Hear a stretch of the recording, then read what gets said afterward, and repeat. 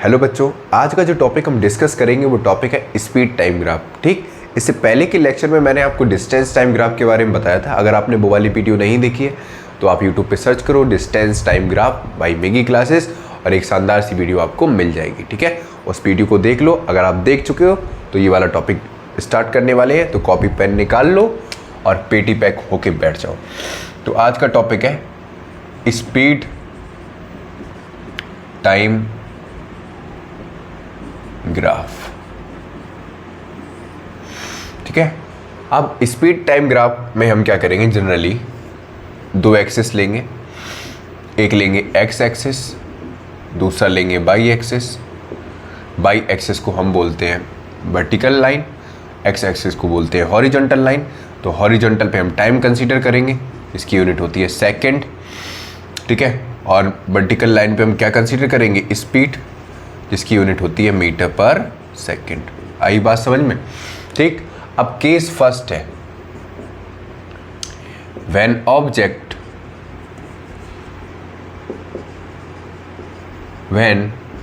An object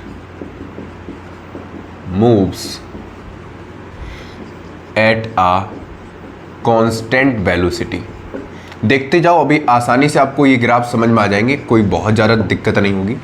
बच्चों याद रखना, जब कोई ऑब्जेक्ट कांस्टेंट वेलोसिटी के साथ मूव करता है, जब कोई ऑब्जेक्ट कांस्टेंट वेलोसिटी के साथ मूव कर रहा है, सोच के देखो, कांस्टेंट वेलोसिटी है या नॉर्मली कांस्टेंट स्पीड ले लो, क्योंकि स्पीड टाइम ग्राफ बता रहे हैं हम। तो कांस्टेंट स्पीड के साथ मूव करने का मतलब क्या है, कांस्टेंट स्पीड हम निकालेंगे, वो निकालेंगे एसेलेरेशन के केस में। ठीक है, तो यहां पर क्या हो जाता है, ऑब्जेक्ट के पास जीरो एसेलेरेशन हो जाता है।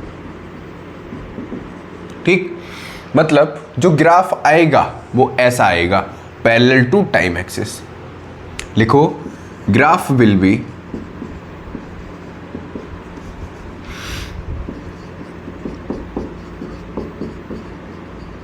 Parallel to time axis. ठीक है, तो ये तो पहला केस हो गया।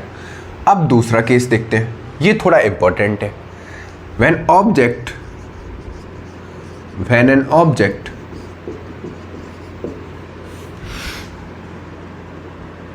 moves with uniform acceleration,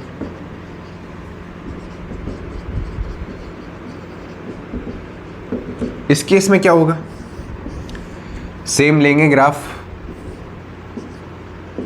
ये एक्स एक्सिस, ये वाई एक्सिस, यहां पर होगा टाइम, यहां पर होगा स्पीड,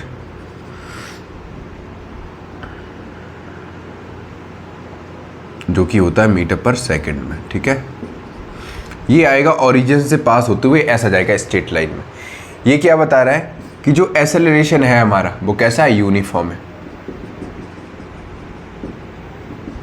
ठीक है, अब एक्सेलरेशन यूनिफॉर्म है तो मतलब ऑब्जेक्ट जो डिस्टेंस कवर कर रहा है equal amount in equal interval of time. ठीक है, मतलब यहां पर कह सकते हैं जो ऑब्जेक्ट की स्पीड है वो यूनिफॉर्म रेट पे क्या होगी, इंक्रीज होगी। समझ में आया, विद रिस्पेक्ट टू टाइम। ठीक, लिखो यहां पे, इन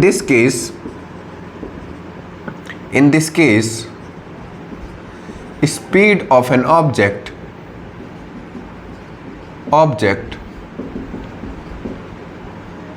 increases by equal amount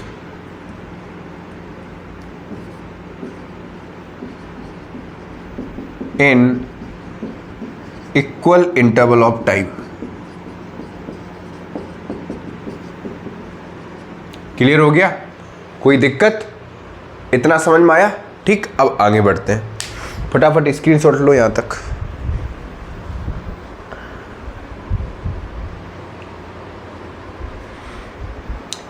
screenshot लो जल्दी से, अभी भी तुम्हें चांद तारे नजर आ रहे हैं। मतलब पढ़ने का बिल्कुल मन नहीं करता तुम लोगों का, मन कर रहा होगा सर वीडियो स्किप कर दें जल्दी से, है ना, फिर अपने अपने काम में लगे।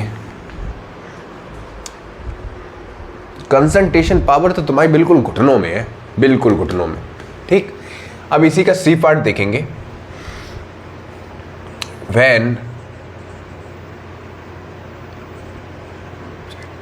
an object moves with some initial speed, आप सभी को इतना तो पता है कि स्पीड और वेलोसिटी को डिनोट किससे करते हैं, v से, ठीक है। और स्पीड हमारा स्केलर क्वांटिटी होता है और वेलोसिटी हमारा वेक्टर क्वांटिटी होता है, ठीक। सेम केस लेंगे, y x या टाइम या हमारा स्पीड। अब ऑब्जेक्ट के पास कुछ ना कुछ इनिशियल वेलोसिटी है, तो ये ओ रीजन मान लो, ये ए रीजन मान लो, ठीक है। ये वाला पॉइंट ओ है, ये वाला पॉइंट ओ है और ये वाला पॉइंट ए है, ठीक है। तो होगा क्या बच्चों, जो ओ ए रीजन है ये इनिशियल वेलोसिटी का रीजन है, इनिशियल स्पीड के साथ ऑब्जेक्ट क्या कर रहा था, मूव कर रहा था, ठीक। मतलब इस रीजन में ऑब्जेक्ट जो मूव कर रहा था वो कुछ इनिशियल वेलोसिटी के साथ मूव कर रहा था या इनिशियल स्पीड थी, ठीक है।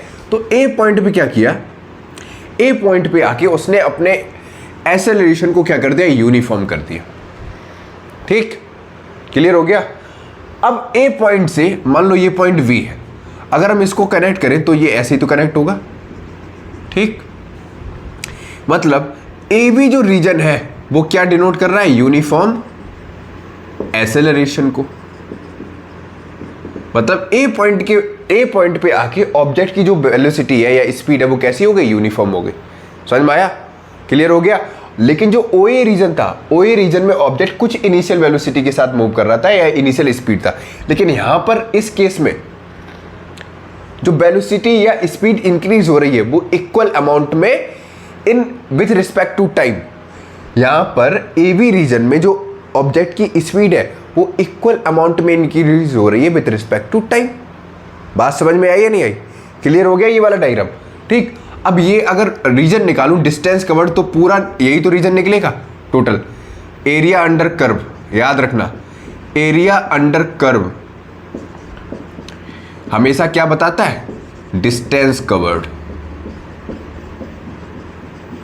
अगर इस रीजन में हमको डिस्टेंस कवर्ड निकालनी है तो कौन सा कर्व हो जाएगा, ए ओ, इसको सी बोल दो, ए ओ बी सी, ठीक है। जो किसके बराबर होगा, area of triangle plus area of rectangle के सम के बराबर, ठीक है। वो फर्दर बाद में देखेंगे। इतना समझ में आ गया, कोई दिक्कत? तो यहां तक क्लियर हो गया। नेक्स्ट वाला केस देखते हैं, डी वाला। ये होगा व्हेन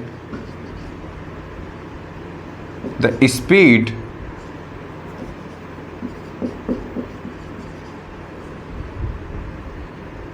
चेंजेस, सही से लिखो भाई, changes at a non uniform rate. इसमें ये ग्राफ कैसा आएगा देखो, ये होगा टाइम, ये होगा स्पीड, ठीक है। ये मान लो ऐसे ऐसे ऐसे, ठीक है। तो जो ऑब्जेक्ट की स्पीड है हर पॉइंट पे देखो चेंज हो रही है with respect to time, change हो रही है। तो ये वाला जो ग्राफ है वो किसको डिनोट करेगा, ऑब्जेक्ट के पास जो स्पीड है वो कैसी हो रही है, वेरी कर रही है हर पॉइंट पे, ठीक है, with respect to time. Clear हो गया यहां तक? तो ये कुछ ग्राफ्स थे स्पीड टाइम रिलेशन के, ठीक है। पूरी उम्मीद है कि यहां तक आपको समझ में आ गया होगा। अभी बाद में हम इन ग्राफ्स को न्यूटन्स लॉ ऑफ मोशन में जो न्यूटन सर ने 3 इक्वेशन दिए, ठीक है, उनको ग्राफिकल मेथड और कैलकुलस मेथड से हम ब्रीफली आपको यहां पे समझाएंगे कि कैसे ये सब चीजें आती हैं, ठीक है। अभी के लिए इतना ही रखते हैं।